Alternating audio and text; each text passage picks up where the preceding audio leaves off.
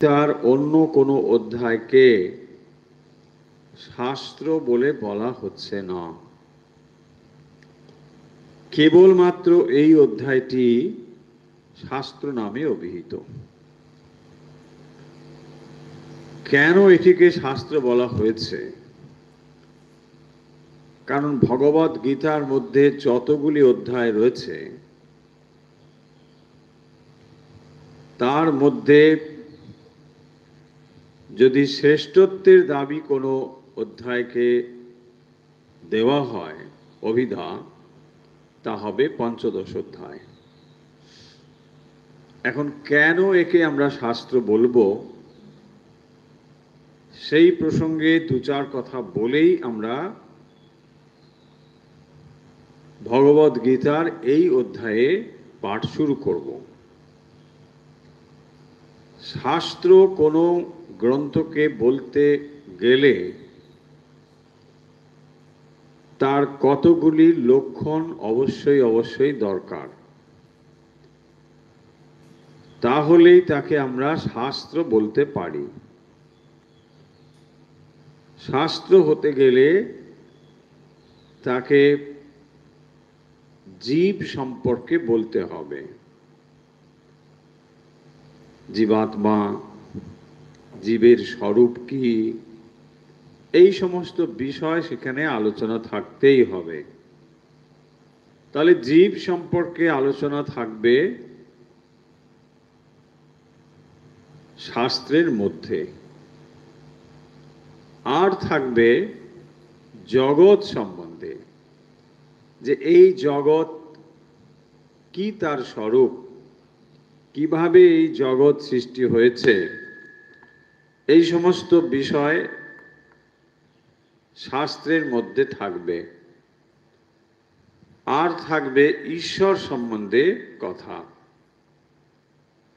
কাকে ঈশ্বর বলা হয়, কেনই বা তাকে ঈশ্বর বলা হবে ইত্যাদি, অর্থাৎ ঈশ্বর সম্বন্ধে আলোচনা অবশ্যই থাকবে।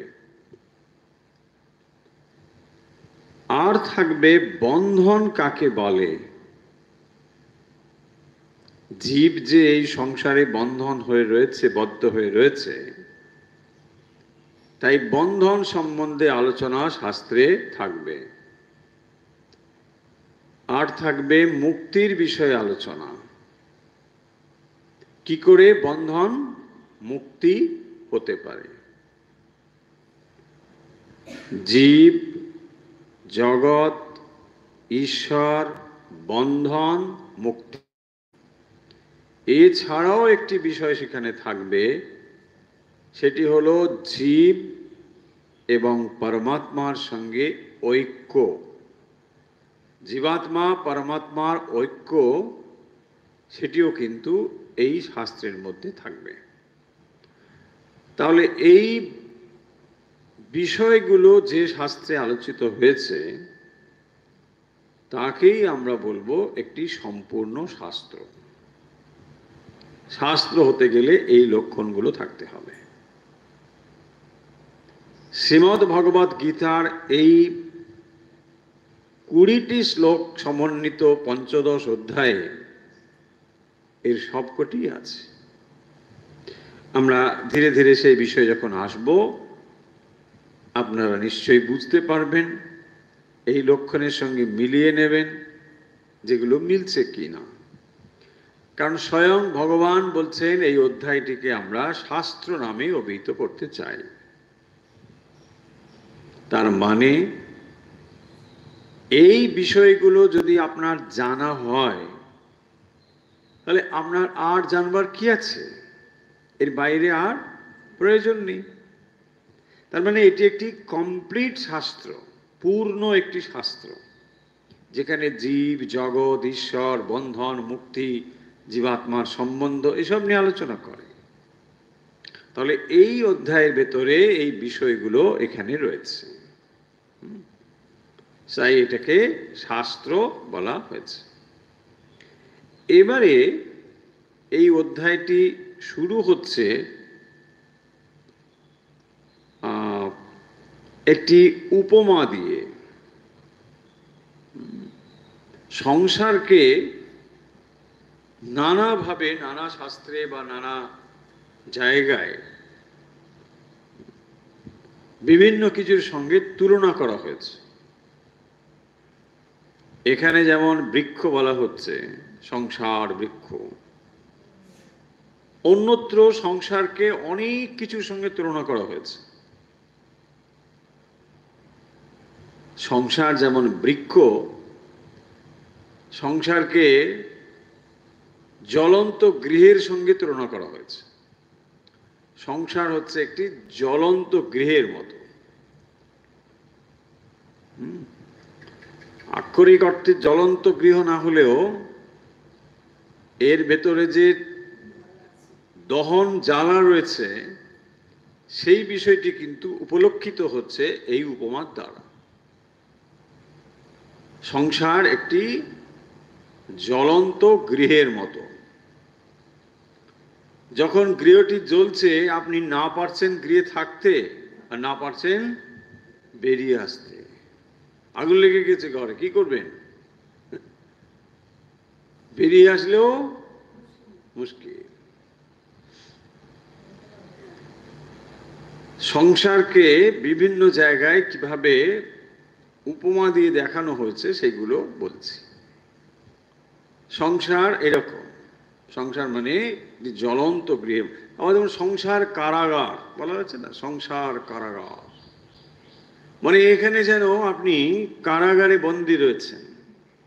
সংসার কারাগার এরকম বলা হয়েছে। আবার দেখবেন সংসারকে অজগরের সঙ্গে তুলনা করা হয়েছে। সংসার একটি অজগরের মতো। সংসার অজগর। আবার সংসার মানে অনেক সময় দেখবেন তিনি সংসার করিয়াছেন। সংসার মানে আবার বিবাহ স্ত্রী অর্থেও সংসার হয়, তাই না? অবশ্য সেটাকে জ্বলন্ত গৃহ বলা যাবে কিনা সেগুলো আপনাদের বিবেচ্য বিষয়, আমি সেগুলো বলছি না, তাই না? এগুলো বললে খুব মুশকিল হবে। বলছে আপনি খুব অতিরঞ্জিত করে বলছেন। মোটেই না, যা আছে সেটুকুই কেবল বলছে। সংসারকে এইভাবে নানা কিছুর সঙ্গে তুলনা করা হয়েছে। আবার দেখুন সাগরের সঙ্গে তো আছেই, সংসার সমুদ্র বলা হয়েছে না? আবার দেখবেন সংসার অরণ্য, সংসার অরণ্য যেখানে নানা রকম হিংস্র জীব জন্তু এসব রয়েছে, মানে প্রতিবেশী টেশি আর কি, তাই না? প্রতিবেশী অপেক্ষা করে আছে আপনি কখন কিছু হবে, সে ব্রহ্মার্পণ করছে, হালুম করে পড়বে, বাঘ আছে। সংসার অরণ্য। আবার দেখবেন সংসার মরু আছে না, সংসার মরুভূমি, তার সঙ্গে তুলনা করা হয়েছে। নানা জায়গায় তুলনাগুলোকে মানে এক জায়গায় বলার চেষ্টা করছি। সংসার মরু, মরুভূমি, সংসার মরুভূমি, সংসার মরুতে, এসব দেখবেন নানা জায়গায় এরকম উপমা রয়েছে। মানে সংসারে যেন সুখ শান্তি একেবারে ওই রকম উত্তপ্ত বালুকার মতো। মরুভূমিতে তাই হয় না? আপনি তৃষ্ণা নিবারণের জন্য সেখানে ছুটেছেন, কিন্তু সেখানে উত্তপ্ত বালুকা। তারপরে সংসার হচ্ছে দুঃস্বপ্নের মতো। সংসার একটি দুঃস্বপ্ন, এরকমও আছে। তারপরে দেখবেন সংসার এটা ব্যাধির মতো। কিরকম? ভবরোগ শব্দটা নিশ্চয়ই শুনেছেন। ভবরোগা, ভব মানে সংসার, ভবা রোগা, তাহলে সংসার একটি ব্যাধির মতো, রোগের মতো, ভবা রোগা। আবার কোথাও কোথাও সংসারকে কূপের সঙ্গে তুলনা করা হয়েছে। সংসার একটি কূপ, তার মধ্যে পড়ে গেছে, আর উঠতে পারছে না।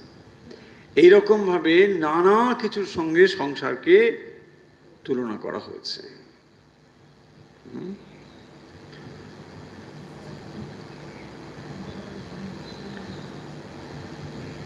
তো এই যে সংসারকে নানা কিছুর সঙ্গে উপমা, এখানে বিশেষ করে যে চ্যাপ্টারটি আমরা পড়তে যাচ্ছি এখানে সংসারকে একটি বৃক্ষের সঙ্গে তুলনা করা হয়েছে। সংসার একটি গাছ। এখন গাছ আমরা সকলেই দেখেছি, গাছের ধারণা আমাদের আছে সবারই। গাছ কি হয়, তার এক জায়গায় মূল, তারপর সেখানে জল, আলো, বাতাস, সার ইত্যাদি পাওয়ার ফলে গাছ ধীরে ধীরে বাড়তে থাকে। সংসারটিকেও এইরকম একটি বৃক্ষের সঙ্গে তুলনা করা হচ্ছে। তাহলে এই গাছটি ক্রমশই বর্ধিত হচ্ছে, বাড়ছে, তার সঙ্গে খাদ্য সংযুক্ত হচ্ছে, জল দেওয়া হচ্ছে। সমস্ত অনুকূল পরিবেশ যদি গাছ পায় তাহলে গাছ বাড়বে কি বাড়বে না? বাড়বেই তো। তাহলে এই যে সংসার ও বৃক্ষটি, এটা কিভাবে বাড়ছে, এই সংসার ও বৃক্ষের সঙ্গে জীবের সম্বন্ধ কি, এই সংসার ও বৃক্ষের সঙ্গে ঈশ্বরের সম্বন্ধ কি, এই সংসার ও বৃক্ষ কি করে বন্ধন সৃষ্টি করছে, সংসার ও বৃক্ষ থেকে মুক্ত কি করে হব, এই সমস্ত বিষয় এই চ্যাপ্টারে আলোচনা করা হয়েছে। তাই এটি একটি শাস্ত্র। শাস্ত্র, শাস্ত্র কাকে বলে? শাস্ত্র হচ্ছে শ্বাস ধাতু। শ্বাস মানে শাসন করা। শাস্ত্রের মধ্যে শাসন আছে, সেই জন্যেই আপনাকে শাস্ত্র মেনে চলতে হয়। কারণ যিনি ঠিক মতো পথ জানেন না, তাকে গাইড বুক ফলো করতে হয়। শাস্ত্র হচ্ছে এরকম একটি গাইড বুক।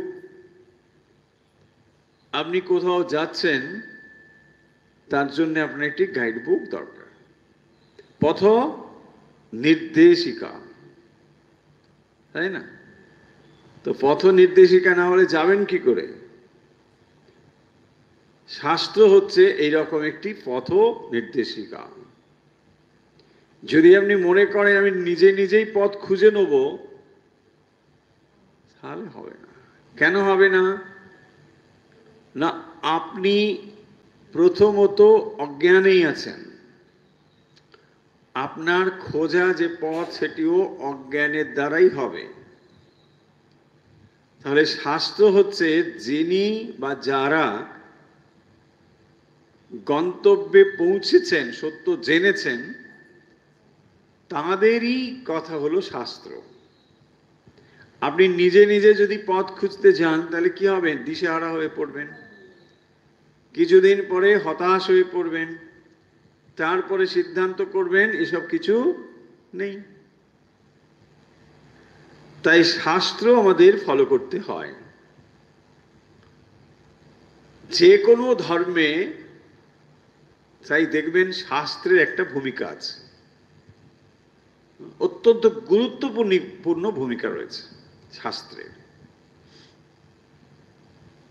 শাস্ত্রগুলো কি করে? আমাদেরকে পথ নির্দেশ করে। এবং এই শাস্ত্র যত সময় অতিবাহিত হচ্ছে, শাস্ত্রগুলো ধীরে ধীরে আরো অনেক রকম ভাবে সমৃদ্ধ হচ্ছে। অনেক মানুষের অভিজ্ঞতা দ্বারা শাস্ত্র সমৃদ্ধি লাভ করে।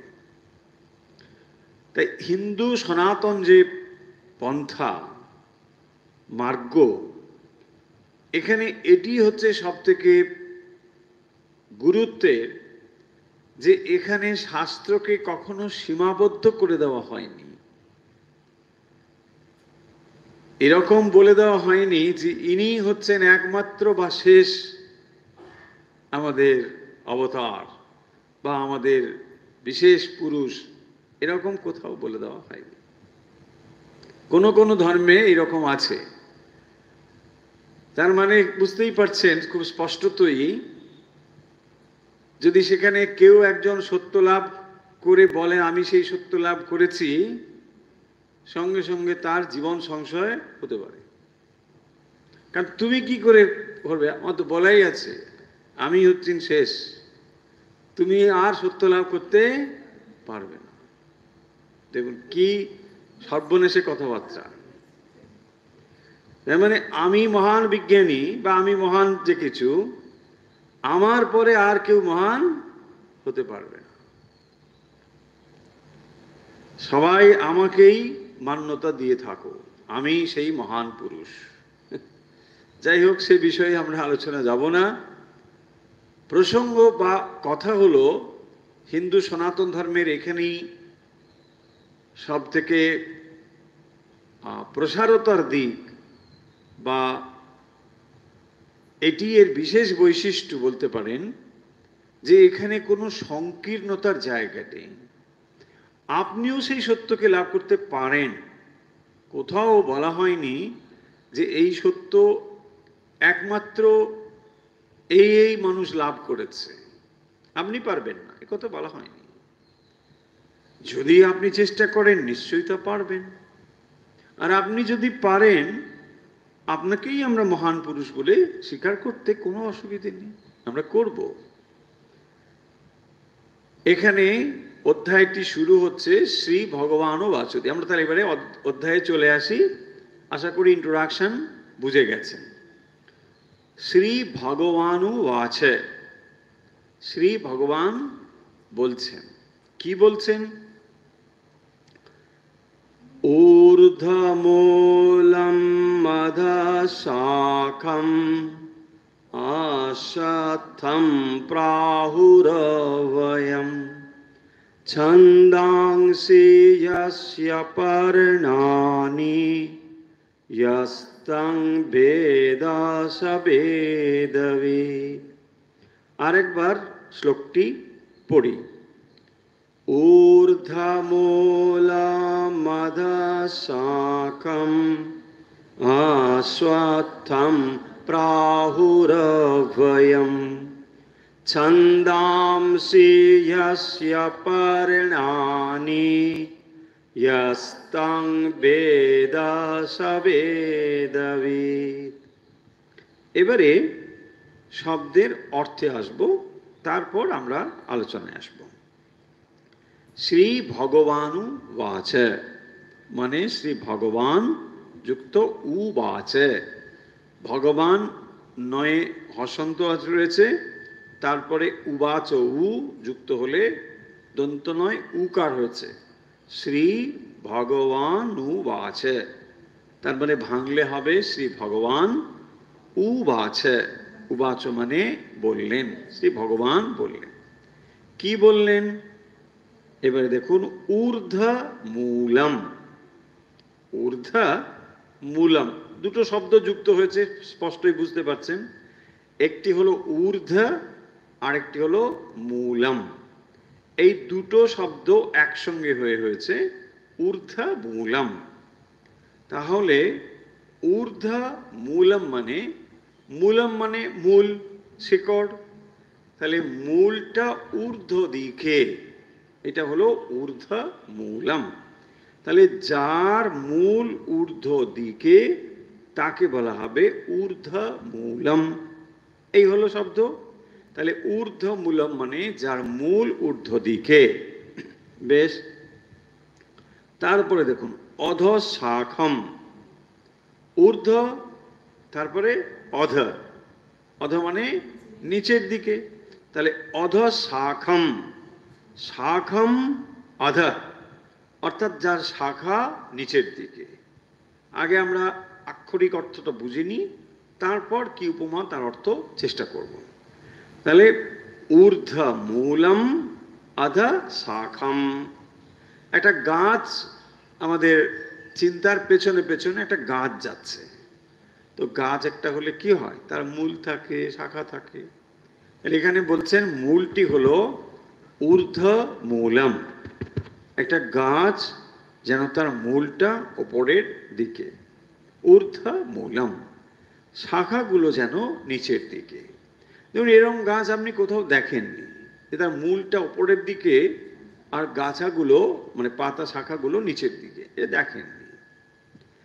এখানে যে গাছের উপমা দেওয়া হয়েছে এটা গাছ, কিন্তু এই গাছটি আমাদের যে প্রাকৃতিক গাছ এটা এরকম নয়। অনেক বইতে দেখবেন এটা গাছকে উল্টোনো করে ছবি ছাপা হয়েছে, এটাও ছেলে মানুষই টাইপের, ঠিক ম্যাচুরিটি নেই।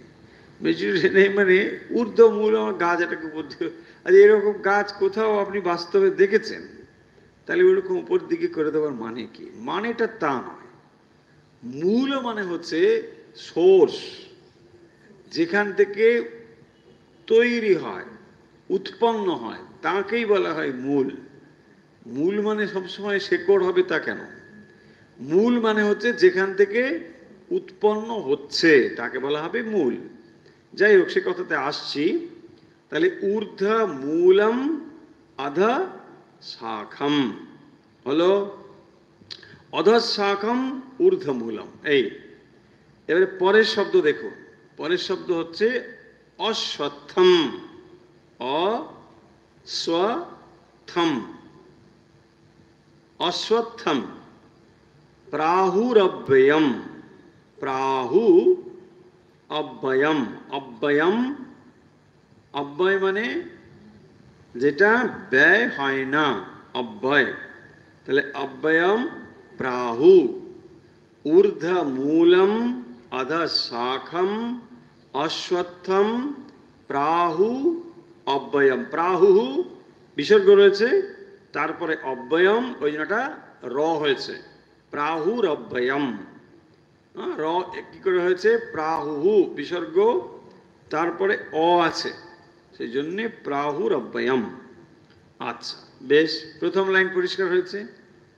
ঊর্ধ্ব মূলম অধ শাখম অশ্বত্থম প্রাহুর অব্যয়ম। অধ শাখম, অধদিকে নিচের দিকে শাখা, মূলটা ওপরের দিকে, আর অশ্বত্থম প্রাহু অব্যয়ম, এটাকে কি বলা হবে না? অশ্বত্থম। হ্যাঁ, অশ্বত্থ, অশ্বত্থ শব্দের অর্থ কি? হ্যাঁ, অশ্বত্থ, অশ্বত্থ মানে স্ব, তার সঙ্গে অস্ব। স্ব মানে কি? হ্যাঁ, পরস্ব, পরস্ব মানে ডে আফটার টুমরো, বাংলায় পরশু বলা হয়, পরস্ব। তাহলে স্ব মানে হচ্ছে নেক্সট ডে, আগামীকাল, স্ব। অস্ব, অস্ব মানে যেখানে স্ব নেই, স্ব মানে আগামীকাল নেই, তাহলে অস্ব। আবার থ, থ মানে কি? যেটা থাকে। তাহলে অশ্বত্থম মানে হচ্ছে যেটা আগামীকাল থাকবে কিনা নিশ্চিত নয়, তাকে বলা হবে অশ্বত্থম। এটা তো বলা হয়েছে, এই পঞ্চদশ অধ্যায়টি নতুন পড়া হচ্ছে না, এটা বোধহয় তৃতীয়বার হবে, খুব মানে ভুল না হলে। তো তৃতীয়বারে সব ঠিকঠাক হওয়া উচিত, কিন্তু নতুনের মতোই শোনাচ্ছে।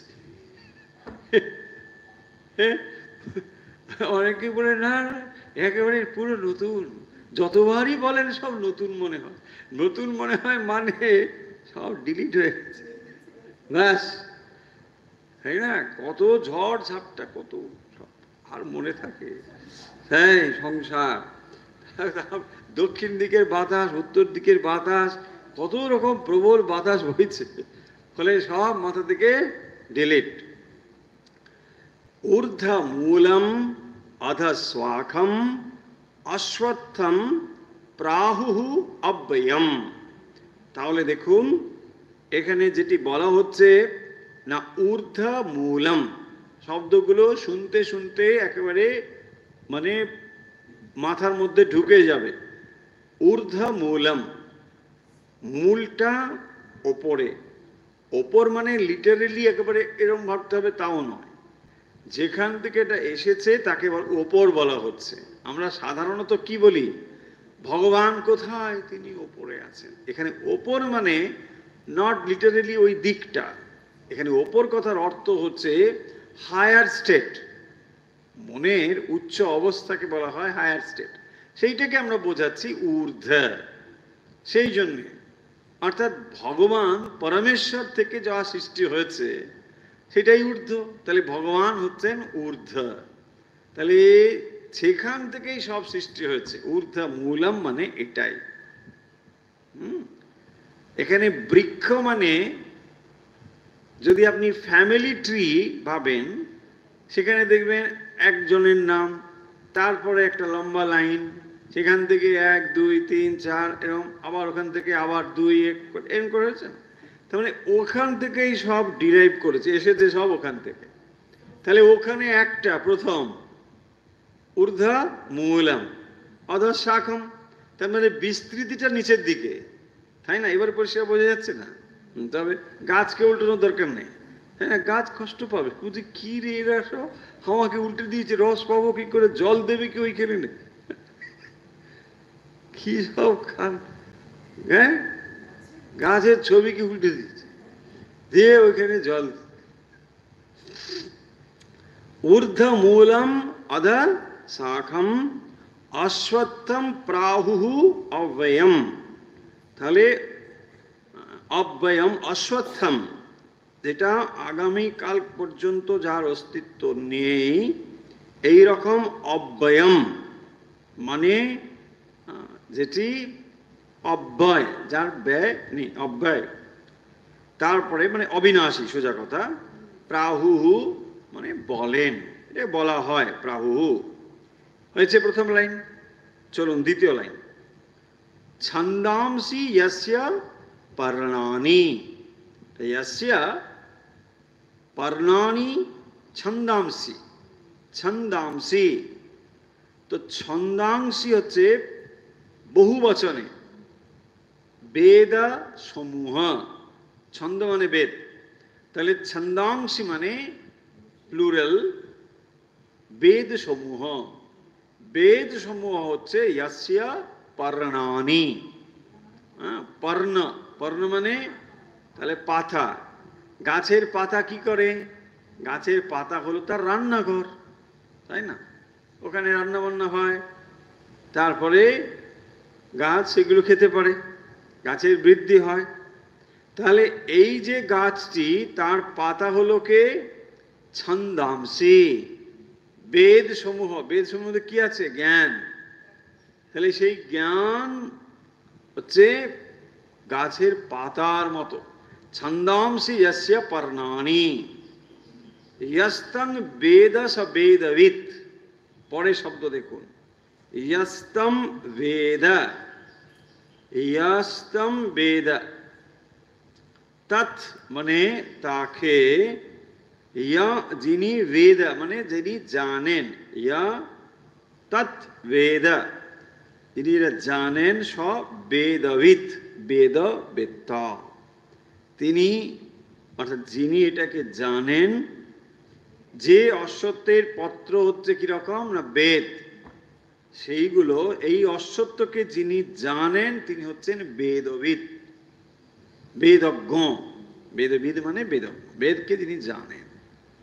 তাহলে এই যে বৃক্ষ, অশ্বত্থ নামক যে বৃক্ষ, এইটিকে যিনি জানেন, কি জানেন, কথাগুলো আসবে পরে, যে এই গাছটি আসলে কি, কিভাবে এটি রয়েছে, এই সমস্ত বিষয়কে যিনি জানেন, তিনি এটাকে যথার্থ রূপে জানেন। মানুষ যখন এই জগৎকে দেখছে, তখন জগৎকেই সত্য বলে মনে করে, তাই না? সাধারণ মানুষের কাছে জগৎ সত্য, সেখানে ঈশ্বরের কোনো অস্তিত্ব নেই, জগৎ সত্য। তারপরে যখন সে ম্যাচিওর হয়, তখন বুঝতে পারে যে এ জগৎ ঈশ্বর ছাড়া সম্ভব নয়। তখন ঈশ্বর এবং জগৎ এ দুটোতে তার মন যায়। তার মানে তখনও তার মন জগতেই রয়েছে, কিন্তু এটুকু সে জানে যে জগতের কারণ একজন রয়েছেন, তিনি হচ্ছেন ঈশ্বর। এরপরে যখন আরো সে ম্যাচিওর হয়, তখন সে বুঝতে পারে যে এই জগতের অস্তিত্ব ঈশ্বরের উপর নির্ভরশীল, এর আলাদা কোনো অস্তিত্ব নেই। ঈশ্বর এর অস্তিত্বের কারণ। আরো যখন ম্যাচিওর হয়, তখন সে বুঝতে পারে জগৎ বলে কিছু নেই, একমাত্র ঈশ্বরই আছেন। ধীরে ধীরে মানুষের এইভাবে তার বুদ্ধির বিকাশ ঘটে। এটাই হচ্ছে জীবন। এইভাবেই মানুষ ধীরে ধীরে অভক্ত থেকে ভক্তে রূপান্তরিত হয়। প্রথম সে জানে জগৎ সত্য, তারপরে সে দেখে জগৎ কারণ ঈশ্বর রয়েছে, তারপরে সে বোঝার চেষ্টা করে যে জগতের অস্তিত্ব ঈশ্বরের উপর নির্ভরশীল। একেবারে শেষ পর্যায়ে চতুর্থ অবস্থা যখন হয়, তখন সে বুঝতে পারে এই জগৎ বলে কিছু নেই, কেবল ঈশ্বরই রয়েছে। দেখুন তাহলে উত্তরণ কিভাবে ঘটছে। প্রথম তার কাছে জগৎ সত্য, ঈশ্বর টিশ্বর বলে কিছু নেই, কারণ যা দেখছি এটাই সত্য। যা দেখতে পাচ্ছি না সেটা কেন স্বীকার করব। ধীরে ধীরে কিন্তু ওইভাবে পরিবর্তন হবে। তাই এই সংসাররূপ বৃক্ষটি কিরকম না, এখানে ঊর্ধ্ব মূলম অধ শাখম। মূল মানে যেখান থেকে এটি উৎপন্ন হয় তাকে বলা হয় মূলম। এবং সেই মূলটি কিরকম না, সেই মূলটি হচ্ছে অব্যয়ম, সেটি অব্যয়ম। তাহলে মূল যেটি সংসার যেখান থেকে উৎপন্ন হয়েছে সেইটি কিন্তু অবিনাশী। মানে সংসার, এই যে অসত্য, সংসার রূপ যে অসত্য, তার মূল ওপরের দিকে আর শাখাগুলো নিচের দিকে, এবং এটি অবিনাশী, এর বিনাশ নেই, অবিনাশী। এবং এর পাতাগুলো, অশ্বত্থের যে পাতা, সেগুলো হচ্ছে বেদ সমূহ। তাহলে এই সংসার ও বৃক্ষটি, এর জ্ঞান হচ্ছে বেদ, সেই বেদ জ্ঞান এর পাতা স্বরূপ। আর এইটিকে যিনি জানেন, এই অসত্যকে যিনি জানেন, তিনি হচ্ছেন বেদবিদ। হয়েছে? তাহলে ঊর্ধ্ব মূলম অধ শাখম অশ্বত্থম প্রাহু অব্যয়ম। অব্যয়ম প্রাহু ছন্দাংসি যস্য পর্ণানি যস্তম বেদস বেদবিদ। যিনি এটিকে জানেন তিনি হচ্ছেন বেদবিদ। এই যে অশ্বত্থ, যেটি আগামীকাল থাকবে কিনা সে বিষয়ে নিশ্চিত নয়। অস্ব, স্ব মানে হচ্ছে আগামী কাল, তালবশয় বফলা। অস্ব, অশ্ব, অর্থ অশ্বত্থ। তাহলে যেটি আগামীকাল থাকবে কিনা অনিশ্চিত, তাকেই বলা হয় অশ্বত্থ। এই অশ্বত্থ রূপ যে সংসার বৃক্ষ, এটির মূল হচ্ছে ওপরের দিকে, এবং সেখান থেকে এটি শাখা প্রশাখা ধীরে ধীরে প্রবাহিত হয়ে চলেছে। তাহলে এই সংসার ও বৃক্ষ, সেই বৃক্ষটি ধীরে ধীরে বর্ধিত হয়ে চলেছে, এবং সেইটি তার মূল রয়েছে ওপরে। ওপর থেকে মূল ধীরে ধীরে শাখা প্রশাখা ছড়িয়ে নানাভাবে সেটি বিস্তার লাভ করছে। এই যে সংসার বৃক্ষ, এইটি মানে এই প্রথম শ্লোকে এই কথা বলা হচ্ছে। কীরকম এই সংসার রূপ বৃক্ষটি এবং তার শাখা প্রশাখা কিভাবে, না মূল ওপরের দিকে, শাখাগুলো রয়েছে নিচের দিকে। এর মূল ওপরের দিকে যেখান থেকে এটা উৎপন্ন হয়েছে, ক্রমান্বয়ে এটি নিচের দিকে চলে যাচ্ছে। একটা কনসেপ্ট, একটা ধারণা যে এই সংসার রূপ বৃক্ষ যেখানে আমরা সবাই এসে হাজির হয়েছি, তো এই সংসার রূপ বৃক্ষকে কিভাবে অতিক্রম করা যায়, এবং এই সংসার রূপ যদি এটাকে বৃক্ষ বলা হচ্ছে তাহলে এটা কিভাবে বর্ধিত হচ্ছে। এই সংসার নিশ্চয়ই এমনি এমনি বর্ধিত হচ্ছে না, এবং সেটি কিভাবে বর্ধিত হচ্ছে সে কথাও কিন্তু পরের শ্লোকে বলা হচ্ছে। আমরা খানিকটা শুরু করতে পারি, হয়তো কমপ্লিট করা যাবে না, তো শুরুটা তো করতে পারি। 2 নম্বর শ্লোক। অধশ্চোর্ধ্বং প্রসৃতাস্তস্য শাখা গুণা প্রবৃদ্ধা বিষয় প্রবালা অধশ্চ মূলা ননু সন্ততানি কর্মানুবন্ধেনি মনুষ্য লোকে। অধশ্চোর্ধ্বং প্রসৃতা তস্য শাখা, তস্য শাখা, ওই শাখা বললেন, সেই শাখা অধশ্চোর্ধ্বং, অধশ্চ ঊর্ধ্বং, অধশ্চ ঊর্ধ্বং প্রসৃতা, প্রসৃতা তস্য শাখাः গুণ প্রবৃদ্ধা বিষয় প্রবালাः। তো এই যে সংসার রূপ বৃক্ষ বলা হলো, তার তস্য মানে সংসার রূপ অশ্বত্থের কি সেইটি গুণ প্রবৃদ্ধা, গুণের দ্বারা সেটি বৃদ্ধিপ্রাপ্ত হয়, সেটা গুণ প্রবৃদ্ধা বিষয় প্রবালা, প্রবালা মানে পল্লব, বিষয়রূপ পল্লব, পল্লব মানে পাতা।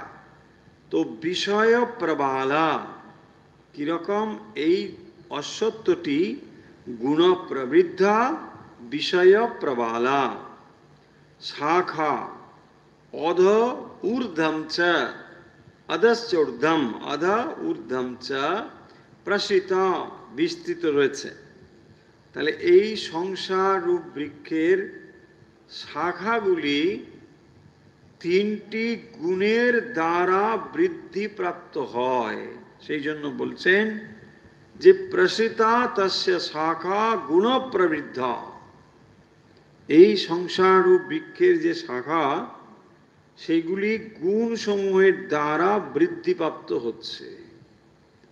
গাছে কি হয়, জল দিলে পাতা শাখা বাড়তে থাকে। এখানে তাহলে এই যে সংসাররূপ বৃক্ষটি, এখানেও তো তাহলে নিশ্চয়ই জল বা উপযুক্ত কিছু তো কেউ না কেউ দিচ্ছে। সেইটা কি, সেইটি বলছেন গুণ, অর্থাৎ প্রকৃতির যে গুণ, এই 3 গুণই এটাকে বাড়িয়ে নিয়ে যায়। সেই জন্য বলছেন গুণ প্রবৃদ্ধা, তো গুণ এটাকে বাড়িয়ে নিয়ে যায়। আর কি বিষয় প্রবালাহ, বিষয়রূপ পল্লব বিশিষ্ট বিষয় প্রবালা, বিষয়গুলো হচ্ছে পাতার মতো, আর গুণ এগুলোকে বাড়িয়ে নিয়ে যায়। শাখা, শাখা সমূহ অধ ঊর্ধ্বম প্রসৃতা, তারপরে দেখুন অধস্য মনুষ্য লোকে, এই যে অধস্য মূলান অনুসন্ততানি কর্মানুবন্ধিনী মনুষ্য লোকে, এবং এই শাখাগুলো ঊর্ধ্ব অধোদিকে না ভাবে ছড়িয়ে পড়েছে।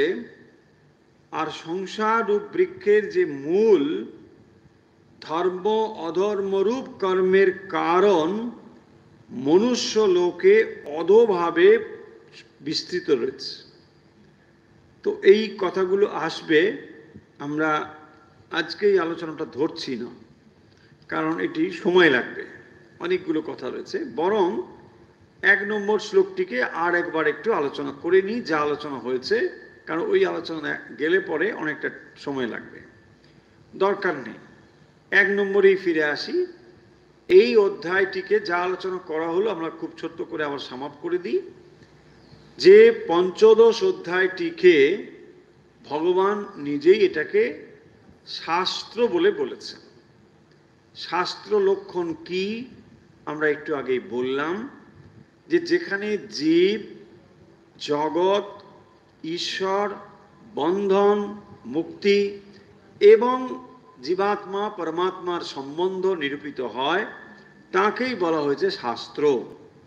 তো এই অধ্যায়টিতে শাস্ত্রের সমুদয় লক্ষণ নিহিত রয়েছে, তাই এটিকে পূর্ণাঙ্গ একটি শাস্ত্র নামে অভিহিত করা হয়েছে। ইনফ্যাক্ট ভগবদ গীতার অন্য কোনো অধ্যায়কে শাস্ত্র বলে বলা হয়নি, কেবল পঞ্চদশ অধ্যায়টিকে শাস্ত্র বলা হয়েছে। এবং সেই জন্য এই অধ্যায়টি খুবই গুরুত্বপূর্ণ। সাধু সমাজে, বিশেষ করে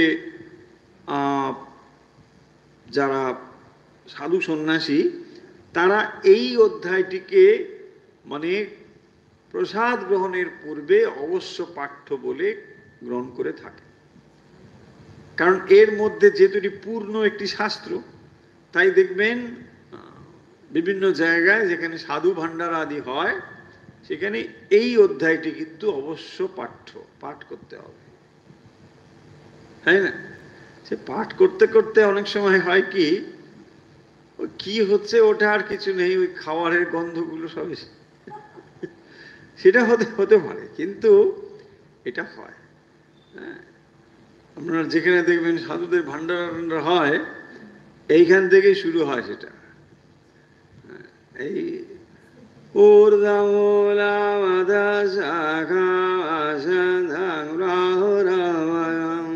আরম্ভ হয়ে গেল, এবারে এই ডাল রাম, ভাত রাম, অমুক রাম, তমুক রাম,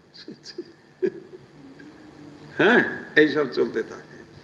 তো যাই হোক, এই অধ্যায়টি কিন্তু যেহেতু সম্পূর্ণ একটি শাস্ত্র, তাই খাদ্য গ্রহণের আগে অর্থাৎ প্রসাদ গ্রহণের পূর্বে এগুলো কিন্তু সাধুরা অবশ্যই পাঠ করেন, কারণ তাদের লক্ষ্যটাকে সবসময় স্মরণ করবার জন্য এইগুলো সব রয়েছে।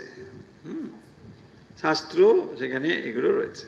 অনেক জায়গায় সকাল সন্ধ্যে দুবেলা পাঠ হয়, কোনো কোনো জায়গায় এটা হয়, খুবই মানে এটা গুরুত্বের সঙ্গে পাঠ হয়। যাই হোক, এটা হয়। এখন এর মধ্যে যে আইডিয়াগুলো রয়েছে, সেই আইডিয়াটা হচ্ছে এখানে এটাকে একটা বৃক্ষের সঙ্গে তুলনা করা হয়েছে। এবং এই সংসার রূপ বৃক্ষটি কীরকম, প্রথম শ্লোকে বলছেন যে এর মূলটি ওপরে রয়েছে। যখন আপনি একটা গাছ দেখছেন, দেখুন মূলটা আপনি দেখতে পাচ্ছেন না। এমনি প্রকৃতির যে স্বাভাবিক গাছ, সেখানে আপনি মূলটা দেখতে পাচ্ছেন না, তার প্রসারণ দেখছেন, গাছপালা শাখা সবই দেখছেন, কিন্তু এর মূলটা কোথায়? মূলটা আমাদের জানা দরকার। কেন না, মূলটাই হচ্ছে গাছটির সম্পূর্ণ ভিত্তি, তার ওপরেই গাছটা দাঁড়িয়ে রয়েছে। আপনি যদি গাছটিকে ক্ষতবিক্ষত করতে চান বা ধ্বংস করতে চান, তাহলে মূলটা জানতে হবে, রুটটা জানতে হবে। যদি রুটটা না ছিন্ন হয়, তাহলে গাছটাকে ছিন্ন করা যাবে, ধ্বংস করা যাবে? কারণ ওটাই তো শক্তিশালী থাকবে। সেই জন্য এই যে সংসার ও বৃক্ষটি, এটা কিভাবে রয়েছে, এর স্থিতি বা কি, কোথা থেকে এটা এলো, তাই বলছেন এটা ঊর্ধ্ব মূলম। তার মানে এর একটা মূল আছে, এটা এমনি এমনি নেই, এরও একটি মূল রয়েছে। তাহলে মূলের ওপরেই এটা রয়েছে, মূলটাই এর প্রধান। সেই জন্য মূল শব্দের অর্থ এখানে হচ্ছে প্রধান, যেটা মূল মানে যেটা প্রধান, প্রাধান্য, তাই না? তো সেখান থেকে এটা এসেছে ঊর্ধ্ব মূলম অধ শাখম, শাখাটা এর নিচের দিকে ধীরে ধীরে ধীরে ধীরে ধীরে প্রবাহিত হয়ে চলেছে। তাহলে সংসার শুরু হয়ে সেটা যেন ধীরে ধীরে আরো প্রবাহিত হয়ে চলেছে, ধীরে ধীরে সেটা অনেক বেশি প্রসারণ ঘটছে, চলছে, এখনো চলছে। এই সৃষ্টি এখনো চলছে, ধীরে ধীরে দেখুন এটা বড় হচ্ছে, নানা রকম ভাবে তার বিস্তৃতি ঘটছে। প্রকৃতিতে এক সময় মানে বহু বহু সময় পরে প্রাণের সঞ্চার হয়েছিল, তাই না? ইতিহাস এসব কথা বলে, বিজ্ঞান এসব কথা বলে। বহু বহু বছর পরে সেই প্রাণ থেকে আবার এই জীবের সৃষ্টি হয়েছে, সেই জীব থেকে আবার মানুষের কত বছর চলে। তার মানে এই ধীরে ধীরে ধীরে যেমন পাতা আস্তে আস্তে বড় হয়, এইরকম ভাবে এর বিস্তার লাভ হচ্ছে। কি করে এর বিস্তার হচ্ছে, কেমন এই বৃক্ষ, তার কি প্রকৃতি, সেই সমস্ত বিষয়গুলো এখানে বলছে। তাহলে আসলে এই বৃক্ষটি কি? সংসার রূপ বৃক্ষ। যেই সংসার রূপ বৃক্ষটিকে নানা রকম ভাবে অন্য কোনো বিষয় দিয়ে তুলনা করা হয়েছে, তার দুঃখ, তার যন্ত্রণা, সংসার বন্ধন, এই সমস্ত জিনিসগুলোকে সামনে রেখে এখানে বলা হচ্ছে সংসার একটি বৃক্ষের মতো, এবং সেই বৃক্ষ থেকে কিভাবে আমরা একে ছেদন করতে পারি। বৃক্ষটিকে যদি আমি চেষ্টা করি ছেদন করতে পারবো, কি করে পারবো? যদি বৃক্ষের নেচারটা আমি জানি, বৃক্ষ কেমন, তার কি প্রকৃতি, কিসের দ্বারা সে দাঁড়িয়ে রয়েছে ইত্যাদি, তার যে অবস্থা, এটা সম্বন্ধে যদি আমি অবহিত হই, তাহলে বৃক্ষটিকে আমি ছিন্ন করতে পারবো। সেই জন্য বলছেন এটি হচ্ছে অশ্বত্থম, এমন বৃক্ষ এটি থাকবে কিনা নিশ্চিত নয়। অব্যয়ম প্রাহু, এটা অব্যয়ম মানে অবিনাশী। ছন্দাংসি যস্য পর্ণানি, ছন্দাংসি যস্য পর্ণানি যস্তং বেদস বেদবিদ। তাহলে ছন্দাংসি, তাহলে পর্ণানি কি? ছন্দাংসি, বেদ সমূহ হচ্ছে এর পর্ণ সকল পাতা। যস্তং বেদস বেদবিদ, যে এটাকে জানে, বেদবিদ মানে বেদ যিনি জানেন। যস্তম বেদ, বেদ প্রথম বেদ শব্দ অর্থ হচ্ছে যিনি জানেন, আর দ্বিতীয় বেদবিদ কথার অর্থ হচ্ছে বেদজ্ঞ, তত্ত্বজ্ঞ, যিনি এটাকে জানেন। তাহলে যিনি এটাকে বেদবেত্তা, তিনি এটাকে এভাবে জানেন। বেদবেত্তা এটাকে জানেন মানে তিনি বৃক্ষটাকে জানেন, বৃক্ষের মূলটাকেও জানেন, তাই না? শুধু বৃক্ষটাকে জানা মানে তিনি একটি জিনিস জানেন, দৃশ্যমান জিনিসকে জানেন, কার্যকে জানেন, কারণকে জানেন না। তাহলে কার্য এবং কারণ উভয় জানলেই তবে জ্ঞান সম্পূর্ণ হলো, তাহলে সম্পূর্ণ হবে না। কেবল যদি আপনি জগৎকে জানেন, দেখুন জগৎকে জানবার জন্যে বিজ্ঞানীরা কাজ করছেন, তারা এক এক রকমভাবে এটাকে আমাদের কাছে উপস্থাপন করছেন, এবং ক্রমান্বয়ে এটিও পরিবর্তনশীল একটি জিনিস। তাহলে জগৎ মানে বিজ্ঞানী সেটাকে বাইরের দৃষ্টি দিয়ে নানা রকমভাবে আবিষ্কার করে আমাদের সামনে একটা সত্য নিয়ে আসছে, এবং সেই সত্যটি আবার মানে অপরিবর্তনীয় সত্য নয়, চিরন্তন সত্য নয়। বিজ্ঞানী আজ একরকম কথা বলে, আবার 200 বছর, কাল হয়তো বলে না, 200 বছর পরে দেখবেন সেটাই আবার মিথ্যে হয়ে যাবে, আবার একটা সত্য তিনি নিয়ে আসবেন। এটাই হচ্ছে এর প্রকৃতি, মানে এটাকেই তিনি এভাবেই চলেছেন। কিন্তু এর যে একটা কারণ আছে, সেই কারণ নিয়ে তারা বেশি ভাবিত নয়। এই কারণ নিয়ে যারা চিন্তা করছেন তারা এই বহির্বিজ্ঞানের পারে যে পরমাত্ম বিজ্ঞান রয়েছে, আধ্যাত্ম বিজ্ঞান রয়েছে, এই আধ্যাত্ম বিজ্ঞানীরাই এই তত্ত্বটি জানেন। তাকেই বলা হয়েছে বেদবিদ।